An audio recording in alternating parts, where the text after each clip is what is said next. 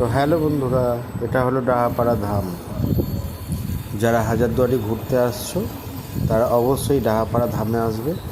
এটি হাজারদুয়ারির ঠিক উল্টো দিকে, গঙ্গা পেরিয়ে 3-4 মিনিটের হাঁটা রাস্তা। ডাহাপাড়া ধাম টোটোতে বললেই হবে যদি হেঁটে আসতে না চাও। এটা একটা ধর্মীয় জায়গা। এখানে বছরে একবার বিশেষ অনুষ্ঠান হয়, সেটা হচ্ছে বাংলার মাঘ মাসে।